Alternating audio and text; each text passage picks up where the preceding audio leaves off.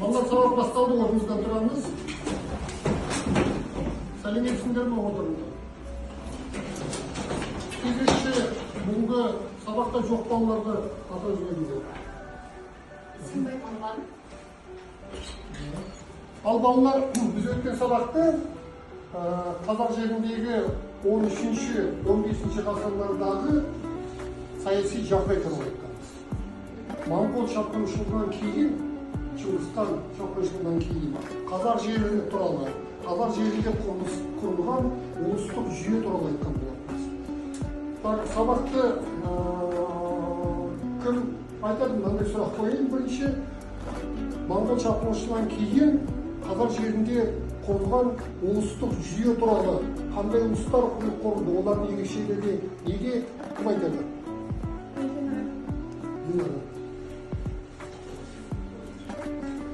Жалпы Моңғол империясының тұтастығы бұл Шыңғысхан қайтыс болғаннан кейінде 40 жылға дейін сақталған болатын.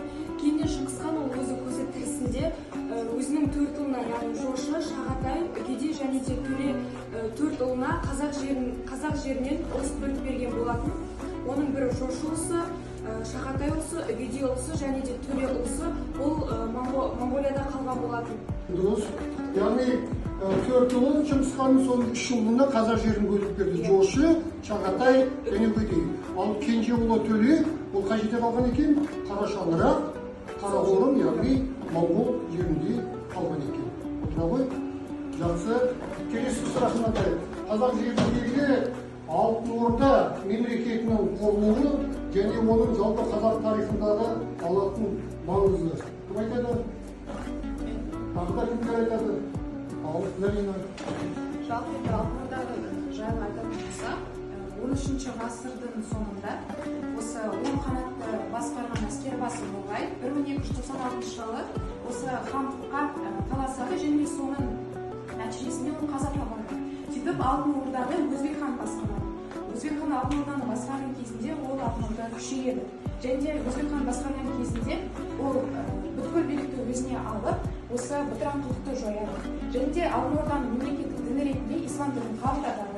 Және оның басқару жүйесі болды. Ол басқару жүйесі бойынша ол моңғолдардың көшпелі салт-дәстүрін, отырықшы салт-дәстүрді және де осы мұсылмандық институттарды үйлестіре алды. Енді 14 ғасырдың екінші жартысында осы Жошы ұлысында аласапыран басталды. Аласапыран нәтижесінде ол 20 жылға созылып, 20-дан астам билеушілер ауысып бастады. Және де осы Еділ бойынан түгел аумақты Зарина өте жақсы айтып берді. Қойылған сұрақтарға келесі сұрақ мынандай. Осы қазақ жерінде құрылған ұлыстардың ішіндегі ең ірі үлкен ұлыс Жошы ұлысы болды. Неге Жошы ұлысы болды? Жошы өздерінің ресми тарихта Шыңғысханның үлкен ұлы болды. Ал Жошы ұлысы туралы кім айтады? Шағала.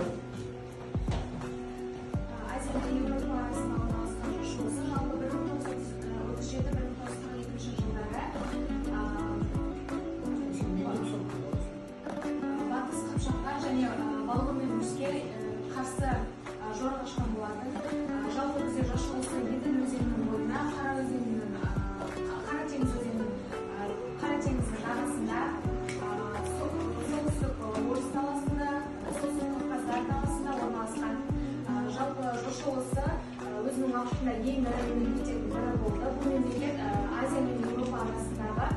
Жалпы Жошы ұлысы бізде оның астанасы Сарайға көптеген Еуропа, Мысырдан, басқа мемлекеттерден көптеген ірі қалаларды атап болсақ, Сарай, Сарайшық, Ренгіш. Келесі сұраққа кеткен көшейік. Мынау Моңғол империясының ыдырауы Моңғол шапқыншылығынан кейінгі қазақ жеріне тұтастай кім жауапты айтып келеді? Ең үлкен. Моңғолдардың осымен алғашқы қырқысы 1223 жылы Қапада өтті. Бұл кезде орыс қыпшақ әскерлері осы моңғолдардың әскер басталған, яғни жебеле Сөйтеден жеңіс тапқан болады. Және 1237 жылы осы орыс қалалары төсетінде қалмас үшін моңғолдар оларды бағындырып болған. Мәскеу, Владимир секілді қалалар. Және осы Моңғол шапқыншылығынан кейін өте қатты әсер етті, яғни көп адам шығыны болды, адамдар сатылды, мысалы сондай шығындар тағы да қайталанбас үшін князь Александр Невский өзбек алтын орданың арасындағы қатынастарды дипломатиялық арнасынан құрды. Дұрыс. Яғни тек қана қазақ жерін ғана емес, Чыңғысхан әскері Ресей жерінде басып алған болатын. Неге? Яғни қазақ жерінде осы шапқыншылық аяқталғаннан кейін Чыңғысхан құрған ұлыстар, оның ішінде Жошы ұлысы, Алтын Орда мемлекеті, орыс князьдермен қарым-қатынасты қайткен екен, күшейткен екен. Сауда қарым-қатынасын, басқа да дипломатиялық қарым-қатынасты орнатты. Өте жақсы. Келесі сұрақ, мемлекеті ыдырағаннан кейін қазақ жерінде бірнеше хандықтар құрылды. Соның ішіндегі ірі хандықтың бірі бұл шайбанилықтар құрған Әбілқайыр хандығы. Әбілқайыр хандығы туралы кім айтады? Ал, Нұрсая. Шайбани ұлысы Жошы ұлысының құрамынан Бату мен Орда Еженінің ұйымдарының арасынан Шайбани ұлысы жеке бөлініп шықты. Және шайбанилер далалық мәдениет, яғни оған халық мәдениет әсер етпеді. Соның арқасында оларда жауынгерлік өнер мен мәдениеттер қалыптасты.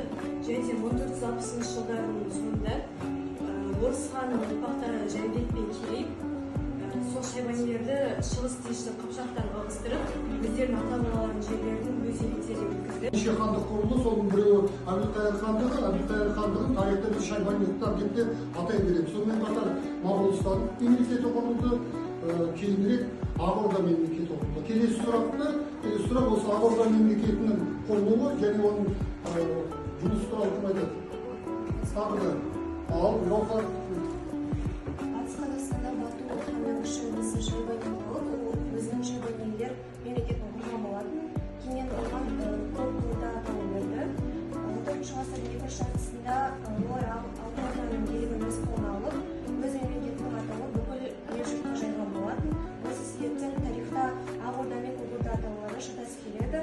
Кейіннен 1370 жылдары Ақ Ордаға біріккен болатын. Және де Ақ Орда Жошы ұлысының шығыс қағанаты ретінде өз тәуелсіз мемлекет ретінде өмір сүрген болатын. Сонымен қатар Ақ Орданы орыс хан билеген кезінде оның билігі күшейген болатын. Және де сол Жошы ұлысының бүкіл мемлекетін біріктірді. Өте жақсы. Жалпы біз Ақ Орданы қазақ мемлекетінің шығу тарихымен байланыстырамыз. Ақ Орда мемлекетінің құрылуы болашақта қазақ хандығының құрылуына тікелей әсер етті деген тарихи орын қалыптасқан болатын. Өте жақсы. Өткен сабақ бойынша сұрақтар бар ма? Тапсырмасы бойынша сұрақтар жоқ па? Өте жақсы. Бүгінгі өтетін тақырыбымыз қазақ хандығының құрылуы және оның тарихи маңызы. Жазып алыңдар. Бірақ 14 ғасырдың аяғында Алтын Орда мемлекеті ыдырап, Алтын Орда мемлекетінің негізінде қазақ жерінде басқа да хандықтар құрылды. Олар Әбілқайыр хандығы, Моғолстан, Ақ Орда мемлекеті. Міне осы ұлыстардың орнына құрылған мемлекеттердің ішіндегі ішкі тартыс қандай себептерден басталды? Бұл Шыңғысхан ұрпақтарының арасындағы билікке, байлыққа, жерге талас мемлекеттер арасындағы қақтығысқа әкелді. Осы мақсатта Керей мен Жәнібек Моғолстан ханы Есенбұғадан жер сұрады. Есенбұға қуана оларға жер беріп, бөлек шығуға, бөлек мемлекет құруға көмектесті. Ондағы басты мақсат Есенбұға екі мақсатты көздеді. Біріншісі, Керей мен Жәнібекті Әбілқайыр хандығынан бөліп алу арқылы өзінің ежелгі жауы Әбілқайыр хандығын әлсіретуді көздеді. Ол бірінші. Екінші себебі, Моғолстан жеріне шығыстан үнемі қауіп төндіріп отырған, әлі күшейіп келе жатқан жоңғар қалмақтарына қарсы шекараға Керей мен Жәнібек құрған мемлекет орналастыру арқылы Моғолстанды сыртқы жаудан қорғауды көздеді. Талас және Сарысу өзендерінің бойына жаңа мемлекеттің шаңырағын көтерді. Бұл мемлекет тарихта қазақ хандығы деп аталады. Міне тақтаға қараймыз балалар.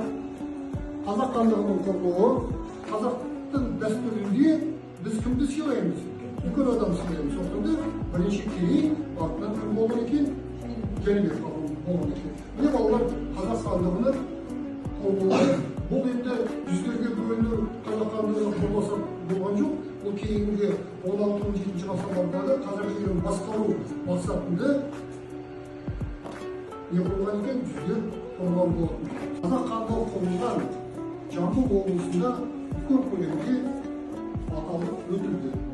Қазір Тараз қаласында қазақ хандығының құрылуға үлкен күш салған қазақ хандары, тұңғыш хандары келген Жәнібекке ескерткіш орнатылған. Олар қазір білесіңдер, жаңа технология бойынша жасанды интеллектті пайдаланып жатырмыз. Солай ғой, сабақта пайдаланамыз, жалпы өмірде пайдаланамыз. Жасанды интеллекттің жалпы адамзат баласының дамуында қосатын үлесі өте зор екен. Міне қазақ хандығының құрылуы туралы тақырып бойынша жасанды интеллекттің сендерге дайындап берген материалы. Қазақ хандығының құрылуы қазақ халқының тарихында маңызды кезең. Ол ғасырдың ортасында қалыптасқан және қазақтың этникалық бірлігін нығайтуға, сыртқы қауіптерге қарсы тұруға бағытталған.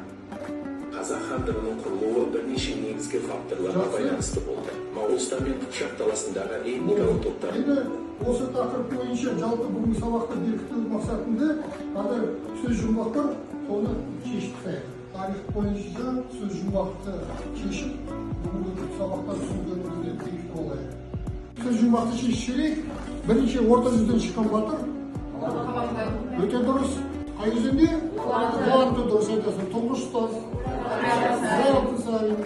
18 ғасырда ұлт-азаттық көтерілістің басшысы Сырым Датұлы. 5-ші Кенесары көтерілісіне қатысқан батыр Наурызбай. Өте дұрыс. Тақырыбымыз қазақ хандығының құрылуы және тарихи маңызы. Түсінікті ғой, 1463 жылы құрылған қазақ хандығы қазір қандай республика саналады? Қазақстан Республикасы. Яғни тарихта қазақ хандығының алатын орны ерекше. Қазақ хандығын құруға үлес қосқан бірінші хандарымыз кімдер? Керей, Жәнібек хандар. Бірінші қайсысы хан болды? Керей, екінші Жәнібек. Себебі Керей жасаған